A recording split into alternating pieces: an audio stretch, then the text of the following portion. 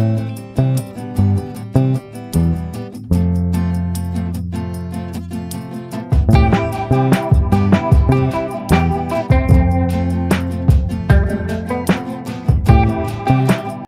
everyone, MCQ series or an kitaman question lo hisu jiketa question kunuba eta district or pre board or oha gotike question kita dorkari hoy yate moi agote bujua question or kisuman repeat hoise gotike tenekwa question bur bahut important jebur hogonai tumaloke video bur pai thaka gotike tumaloke video bur sai thakiba boli aশা korilu eta prothom jetu proshno ase prothom proshnotot amar ki koise swa which of the following metal is soft mane kitaman metal dia ase ba kitaman dhatu dia ase সেই dhatu keta ki hoy কেটামান soft হয় বা কোমল হয় কিন্তু তাৰে এটা কোমল নহয় অৰ্থাৎ চাৰিটা অপচন দিয়া থাকিব তাৰে তিনিটা অপচনত কোমল ধাতু আছে আৰু এটা অপচন এনেকুৱা আছে যেটো কোমল ধাতু নহয় গতিকে সেই ধাতুটো বিচাৰি দিব লাগে লিথিয়াম সোডিয়াম পটাছিয়াম তোমালোকে যদি সোৱা ভালকে এলিমেন্ট কেটা যেটা দেখা পাবা লিথিয়াম সোডিয়াম পটাছিয়াম ইহঁতি একেটা গ্ৰুপৰ হয় একেটা গ্ৰুপৰ মানে হিহঁতৰ ধৰ্ম সেম মানে হিহঁতৰ প্ৰপাৰ্টি খিনি সেম থাকিব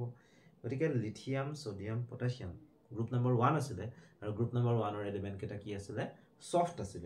গতিকে লিথিয়াম সোডিয়াম আৰু পটাছিয়ামক বাদ দি পেলাই বাকি যেটো এলিমেন্ট থাকিলে যেটো মৌল থাকিলে হেতু হৈছে ফেৰাম গতিকে এই ফেৰামটোই আমাৰ কি হ'ব কাৰেক্ট অপচন ঠিক আছে প্ৰথম প্ৰশ্ন হৈ গল এতিয়া আমি সেকেন্ড প্ৰশ্নলৈ যাও which of the following hydrocarbon show addition reaction তলৰ কোনটো হাইড্ৰকাৰ্বনে যোগাত্মক বিক্ৰিয়া দেখুৱায় যোগাত্মক বিক্ৰিয়া যদি দেখুৱাবলে হয় তেতিয়া হলে তাত কি হ'ব লাগিব তেতিয়া তাত ডি বান্ধনী থাকিব লাগিব আৰু ডি বান্ধনী থকা মানে এলকিন নাইবা এলকাইনো হ'ব পাৰে এলকাইনলৈ মই নাযাওঁ বাৰু ডি বান্ধনী বা ত্ৰি বান্ধনী মানে অসংপৃক্ত হ'বই লাগিব তেতিয়াহে কি দেখুৱাব পাৰিব যোগাত্মক বিক্ৰিয়া দেখুৱাব পাৰিব এটা C2H6 যদি চোৱা C2H6 ৰ মই ষ্ট্ৰাকচাৰটো জাস্ট আকি দিছো C দুটা আছে তাতে তোমাৰ হাইড্ৰোজেন ছটা লাগি আছে গতিকে এটো তোমালোকে জানা যে ইথেন হয় হয়নে C3H6 C3H6 ত কাৰ্বন তিনিটা আছে হাইড্ৰোজেন ছটা আছে গতিকে এটো এটা এলকিন হ'ব C3H8 এলকেন প্ৰপেন হয় এটো C4H10 এটো এলকেন হয় এটো হৈছে বিউটেন গতিকে আমাৰ C3H6 যেটো যৌগ আছে বা যেটো কম্পাউন্ড আছে সেই কম্পাউন্ডটো এলকিন হয় মানে ডি বান্ধনী আছে তাত প্ৰপিন হয় এটো গতিকে C3H6 এ কি দেখুৱাব আমাৰ যোগাত্মক বিক্ৰিয়াটো দেখুৱাব পাৰিব কাৰেক্ট অপচন হৈছে বি এতিয়া আহি যাও থাৰ্ড কোৱেশ্চনটো লৈ which functional group is present in hexanel নামবোৰ ভালকে চাবা হেক্সানেল আছে হেক্সানল নহয় অসমীয়াত কোৱা হৈছে হেক্সানেলত তলৰ কোনটো কাৰ্যকৰী মূলক থাকে কাৰ্যকৰী মূলক বিচাৰিব লাগিব বা ফাংশনাল গ্ৰুপ বিচাৰিব লাগিব চাৰিটা অপচন দিটো আছে এলকহলিক দিয়া আছে কাৰ্বক্সিলিক দিয়া আছে এলডিহাইডৰ দিয়া আছে আৰু কিটোন দিয়া আছে আৰু তোমালোকে জানা যে হেক্সানেল এল আছে এল থাকিলে এলডিহাইড হয় গতিকে আমাৰ কাৰ্যকৰী মূলকটো কি হ'ব কাৰ্যকৰী মূলকটো এলডিহাইড হ'ব গতিকে কাৰেক্ট অপচন আমাৰ কি হ'ব কাৰেক্ট অপচন হ'ব অপচন সি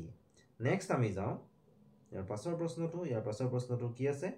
তলৰ কোনটো যৌগ বিদ্যুতৰ অপৰিবাহী হ'বলে হলে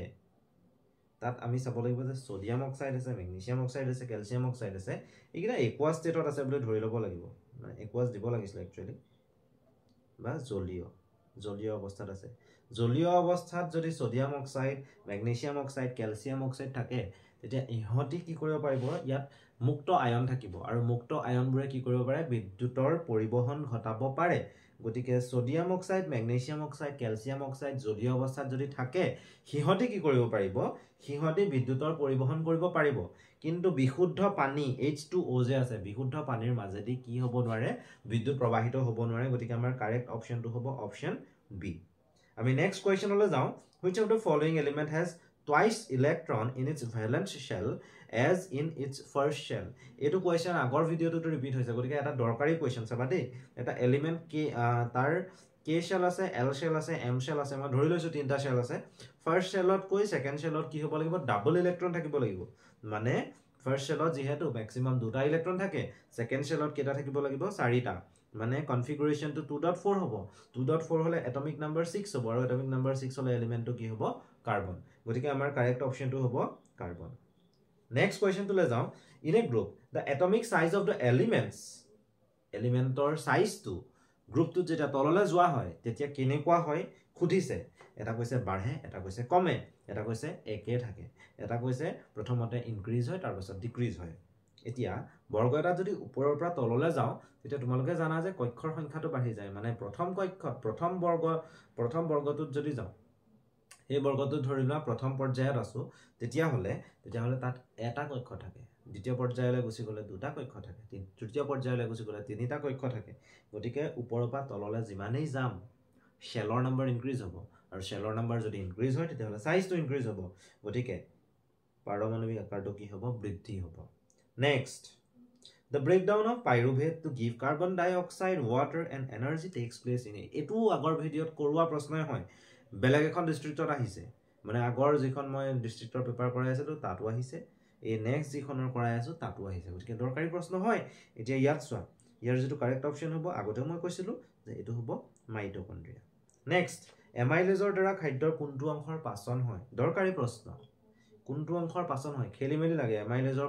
কাৰ্যবোৰ চাবা তোমালোকে ভালকে তাত দেখা পাবা যে এমাইলেজে কি কৰে কাৰ্বোহাইড্ৰেট বা শ্বেতসাৰৰ কি কৰিব পাৰে পাচন ঘটাব পাৰে ভাল লাগিছে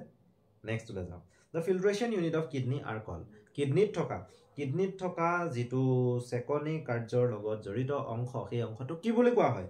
অপচন আছে কি ইউৰেথ্ৰা আছে এটো মাত্ৰ হৈছে মূত্ৰ হ'ব লাগে মূত্ৰ নিষ্কাশন নলী তাৰ পিছতে ইউৰেটাৰ্ছ আছে তাৰ পিছতে নিউৰন আছে আৰু নেফ্ৰন আছে নেফ্ৰন তোমালোকে জানা বৃক্কত থকা আমাৰ যেটো পাৰ্টে ফিল্টাৰ কৰে হেতু কি বুলি কোৱা হয় নেফ্ৰন বুলি কোৱা হয় নেফ্ৰনৰ কাৰ্যও চাব লাগিব নেফ্ৰনৰ কেনেকৈ কাম কৰে কাৰ্যনীতি কেনেকৈ কৰে সেই কামখিনি সেই গুটেই বস্তুখিনি তোমালোকে চাব লাগিব ডায়াগ্ৰামো আঁকিবলৈ আহি যায় গতিকে সেই পাৰ্টটো তোমালোকে চাবা বুলি মই আশা কৰিলো নেক্সট মই যাও which plant hormone promotes cell division কোনটো প্লান্ট হৰমনে সেল ডিভিজনটো প্ৰমোট কৰে সেই প্লান্ট হৰমনটো হৈছে সাইটোকাইনিন ঠিক আছে অক্সিন নহয় জিবৰেলিন এপসাইসিক এসিড নহয় আমাৰ যেটো কাৰেক্ট অপচন হৈছে হেতু হৈছে সাইটোকাইনিন গতিকে আমাৰ আজিৰ ভিডিঅ'ত আমি ইমানখিনি কোৱেশ্চনে ডিসকাস কৰিলো নেক্সট ভিডিঅ'ত আৰু কেইটামান কোৱেশ্চন লৈ আহিম তোমালোকে ভিডিঅ'বোৰ চাই থাকিবা কাৰণ পেপাৰখন যেতিয়া কৰিবলৈ চেষ্টা কৰা তেতিয়াহলে তাত সলভ কৰোতে বহুত সময় গুচি যায় এটলিষ্ট যিকেটা নোৱাৰা সেইকেটা তোমালোকে আমাৰ ভিডিঅ' চাই পেলাই কি কৰিব পাৰিবা কাৰেক্ট অপচনটো বিচাৰি উলিয়াব পাৰিবা তোমালোকৰ কাৰণে সহজ হ'ব টাইম বাচিব আৰু কথাবোৰ মনতো থাকিব ধন্যবাদ